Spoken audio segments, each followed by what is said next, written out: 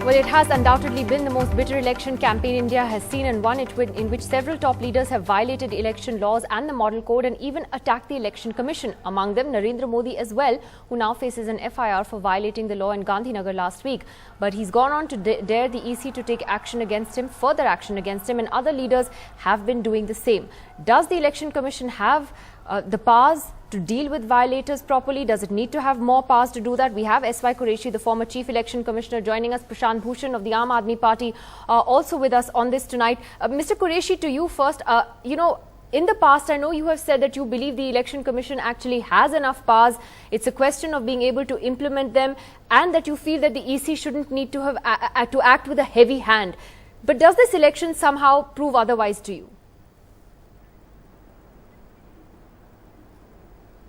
Yes, this time people have been transgressing the line. It is very disturbing and unfortunate, and I think Election Commission has the ultimate weapon of even freezing the symbol of a party, but Election Commission is not trigger happy. It doesn't want to do things like this. But we expect that political leadership of top leadership of all parties should enforce some discipline on their leaders, because attacking an institution which has kept our democracy on the rails is not a very healthy situation. And one of the reforms which we have been demanding is that the Election Commission is, when it is under attack, it doesn't have the protection which the courts have, like the contempt of court. So my suggestion would be, number one, that the appointment procedure of election commissioners should be changed. Let it be through the collegium, so that there is no possibility of anybody then raising a finger. And after that, of course, if that happens, maybe even the power of contempt of court should be considered for the Election Commission. Okay, so therefore this election clearly has changed your mind from what you thought of in the past. Nirmala Sitharaman, the question comes to you because Mr. Modi himself, being the prime ministerial candidate of the BJP, has also taken on the Election Commission, in a sense daring them to take further action, and he has been accused of repeatedly violating the model code and election laws. Now there's an FIR against him in Gandhinagar. The criticism is that as the PM candidate of the opposition party, he should have not taken this confrontational stand with the EC. Well, he has not taken a confrontational stand. He's only said let the EC be, firmer in dealing with situations. And let us be very clear, to club the FIR with his challenge is not right, because the FIR is as a result of the Election Commission taking a position on the matter, and I will not go into the details of what it should be or what it should not be. The BJP has expressed its position on the matter, and it is now a question of police looking into it and giving a report to the Commission. I won't go into the details of that. But what Mr. Modi is repeatedly reminding is, of course, that the Election Commission can be firmer. Let it be very clear that, where booth capturing is happening, we would expect the Election Commission to use its good offices to ensure free and fair election happens. And that is exactly what he is repeating in every one of his rallies. But Mr. Prashant Bhushan, while there have been leaders who have cast aspersions on the EC, Mamata Banerjee was another leader who did that, who accused them of political vendetta, no less. Arvind Kejriwal tweeted saying that Modi is targeting the EC despite the EC being soft on him and ignoring his misdeeds. And the AAP has actually said on record that the Election Commission is being cowed down by Mr. Modi. Now, these are very strong allegations to make against the Election Commission as an institution. Would you care to elaborate? Well, what is clear is that the number one, that there have been a large number of irregularities in this election. There have been gross violations of the code of conduct. There have been appeal on communal lines, etc. There has been appeal on religious lines. They have violated that 48 hours restriction, and there has been flagrant booth capturing also in some places. We saw it in Gurgaon ourselves, and it has happened in other places also. In fact, this time when we are witnessing elections, we thought that these kinds of election malpractices were things of the past, but we have discovered that they are not things of the past. Now, so far as the Election Commission is concerned, it has been trying to do a fair job. It has been trying to address whatever issues they can. Unfortunately, for the local elections, they have to rely upon the local district administration or the state administration. And very often we have found, as we are finding in particularly in Amethi, as also in Varanasi, the district administration is sometimes not fair, sometimes hand in glove with one party or the other, etc. And the election commission, despite trying, is sometimes unable to bring them to heel or make them act fairly, etc. Now, having said that, so far as Mr. Modi is concerned, Mr. Modi on the one hand tries to violates the model code of conduct very deliberately. Every time while this 48-hour ban was in place, he first releases his manifesto, then conducts that whole yatra in Varanasi, knowing full well that it is going to be, and he wants it to be telecast live across the country in places where elections are going on, and then shows that symbol on the day of the polling in Baroda, shows that symbol, holds virtually a election meeting by way of a press conference there. So you're saying the And EC doesn't then go he after dares, him after despite having- his deliberate attempts to defy or his deliberate defiance of the model code. That's what you're saying. No, what Arvind said was that once the election commission firmly told the local officials to register an FIR against him, Modi then went further and sort of challenged the election commission to take any action against him, etc. So therefore, in these circumstances, Arvind said that we hope that the election commission will not be cowed down by these kind of threats of Mr. Modi. That's all that he said. I just want to take that back to as Nirmala I said- Sitharaman. That Nirmala Sitharaman, this is it's not just the AAP, but even I think the Congress made this accusation as well, that Mr. Modi is deliberately doing this. It's strategy, because in a sense people know that they may get a censure from the EC. An FIR, of course, is a more serious thing, but that they can get away with it. And often political leaders, not just Mr. Modi, will do it because they'll get a rap on the knuckles and move on when people forget. Nidhi, as regards the rally and filing of nomination in Benares, the dates for filing of nominations as per each of the phases were decided much before Modi ji announced that he'll be a candidate there. And having announced the dates, and once we chose Mr. Modi to contest from there, the bandwidth, which is the 7 days bandwidth within which you can file your nomination any one of the days, he chose a day which is within the bandwidth. So here, what is your objection? He has not come and said on the 8th or the 9th day, saying, I will file my nomination now, take it, Election Commission. No, these are dates which are prior announced, much before even the party decided to field him in Varanasi. And within those 7 days, any one of the days is conducive for a candidate to go and file their nomination. What is the objection there? What is the deliberate, choosing of a date? These are complete misinformation campaign which the Congress party and the Aam Aadmi party wants to, float around with. Arvind Kejriwal could have chosen to go on the 7th day. Who stopped him from doing it? So, if Prashant the Bhushan, dates are legally quick response available from you, for us. Mr. Bhushan. You see, the dates are legally available for filing the nomination paper, but the dates are not available for running an election campaign in those states or in those parts of the country where election is taking place at that time. He deliberately chooses the date of the release of manifesto timed on the day that polling is going on in some states. Then he deliberately chooses the date for filing his nomination paper also on the date when polling is going on, and then he deliberately flaunts his symbol and holds virtually a press conference, a election conference or an election meeting within 100 meters of the polling booth and on the day when elections are taking place. I mean, he willfully, deliberately flouts the model code of conduct. The question then is, Shashi Tharoor, that do political parties really want the EC to come down with a heavier hand? There are many issues even with the model code of conduct that are raised from time to time, even on the issue of Mr. Modi showing the party symbol. I mean, I was asking last week, was that really going to influence voters? Is that really such a serious poll violation at the end of the day? Honestly, it's just a common sense question. But does the political class really want the EC to come down even with an even heavier hand? But, you know, instead of getting bogged down in these details as we've been doing in this discussion, we must look at the larger issue involved in all of this and Mr. Modi's attack on the EC and his flouting and disregard for the rules. It is a disrespect for institutions, which has been a hallmark of Mr. Modi's conduct as a politician in our country, and which should worry all thoughtful Indians about the prospects of somebody like this actually aspiring to a higher office in the land.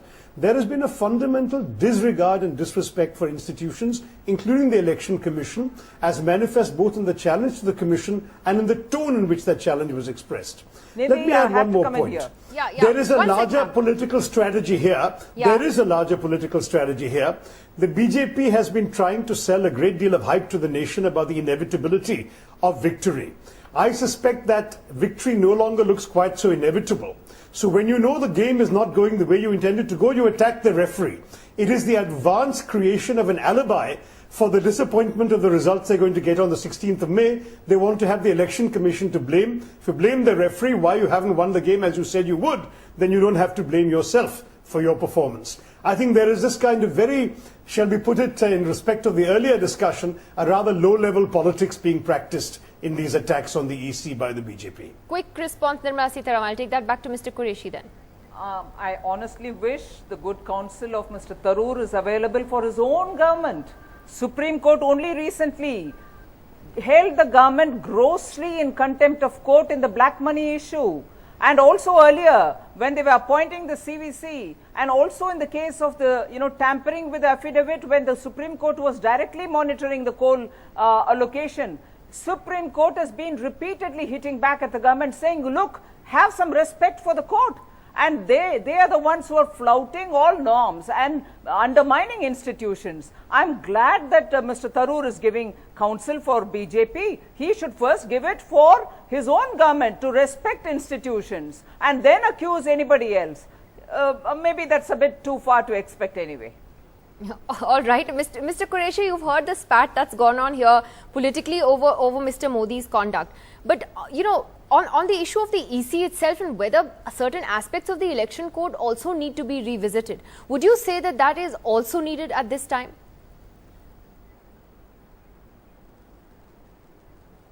I would like to point out that the model code of conduct was created by political parties themselves. It's a great gift which political parties gave to India's democracy. And it has been very well accepted all these years. And in fact, we have been very proud about it. And the whole world, when we talk to our counterparts worldwide, they look at it with amazement. The compliance to model code has been more than the compliance to any law of the land, although it is not a law. That was the beauty of it. Now we have to see that the same politicians who gave us this code, should they be weakening it or should they strengthen it? And the second point which I heard in the debate that political parties want the Election Commission to come down heavily, but they do. But they want EC to come down heavily on all others except they themselves. So, that is the kind of double standard which create a little bit of a complication. But do you get a sense, sir, as others have got in this election, that there are many leaders who deliberately flout the election code, knowing full well that the EC will do something up to a point and thereafter, you'll get a rap on the knuckles, like I said, and nothing more. So therefore, is there then an inherent weakness in the entire system? Well, I don't know really what more action the Election Commission could have taken, because I would like to point out two very strong things they did. For instance, debarring two candidates from going to campaign in the state is something which the Election Commission does not do very normally. It was quite a strong step which they took.